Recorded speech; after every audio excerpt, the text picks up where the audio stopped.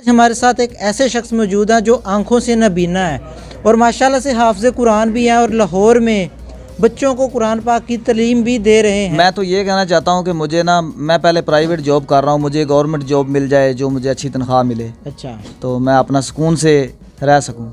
अस्सलाम वालेकुम नाज़रीन, मैं हूं आपका मेज़बान मंसूर अली और आप देख रहे हैं जुनून न्यूज़ नेटवर्क। नाज़रीन, आज हमारे साथ एक ऐसे शख्स मौजूद हैं जो आंखों से नबीना है और माशाल्लाह से हाफ़िज़ कुरान भी हैं और लाहौर में बच्चों को कुरान पाक की तालीम भी दे रहे हैं। कब से ये कर रहे हैं और इन्होंने कुरान पाक की तालीम किस तरह हासिल की आंखों से नबीना होते हुए, और लाहौर में कब से ये बच्चों को कुरान पाक हिफ़्ज़ करवा रहे हैं। आइए आपकी मुलाकात करवाते हैं हाफ़िज़ मोहम्मद हसन से।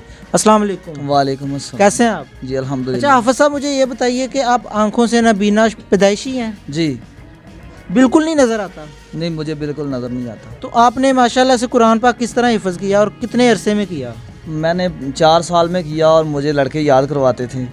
अच्छा जी, आसानी से हो जाता था क्योंकि देख के याद करना और बात है और थोड़ा मुश्किल था, टाइम लग जाता था।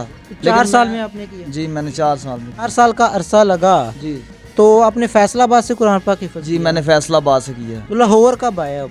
लाहौर मुझे 5 साल हो गए हैं। तो लाहौर आप क्या सोच के आए, क्या करने आए थे? लाहौर मुझे कोई आदमी लेके आया था, उसने कहा था कि पहले मेरे पास 2 ट्यूशनें थी, अब अल्लाह का शुक्र है मैं अब तकरीबन 5-7 ट्यूशनें हैं मेरे पास। अच्छा, 5 साल से आप लाहौर में बच्चों को कुरान पाक की तालीम दे रहे हैं? जी। अच्छा, उसमें आपको अच्छा रिस्पांस मिल रहा है, अच्छी आमदन हो जाती है? बस ठीक है, अल्लाह अच्छा, का ठीक है। जी शुक्र। अच्छा, अक्सर लोग ये भी कहते हैं कि आंखों से नबीना तो भीख मांगना शुरू कर दें या इस तरह गलत कामों में पड़ जाए। नहीं तो हमें आप क्यों नहीं इस तरह के कामों में पड़े? नहीं, हमारे पास जो तालीम जो है, तालीम तो है लेकिन इसमें अच्छी आमदन हो जाती है कि अगर भीख मांगे तो ज़्यादा नहीं, आपको इसमें आमदन? अच्छी है। अच्छा, इज्जत से कमाई जाए। जी जी। अच्छा, आइंदा आगे आप क्या करना चाहते हैं और क्या कहना चाहेंगे जो आपको देख रहे हैं, कोई आपकी मदद करना चाहे तो? मैं तो ये कहना चाहता हूँ कि मुझे ना, मैं पहले प्राइवेट जॉब कर रहा हूँ, मुझे गवर्नमेंट जॉब मिल जाए जो मुझे अच्छी तनख्वाह मिले, अच्छा, तो मैं अपना सुकून से रह सकूँ। अच्छा, आप फैमिली में आपके कितने मेंबर्स हैं और कौन कौन कमाने वाला है?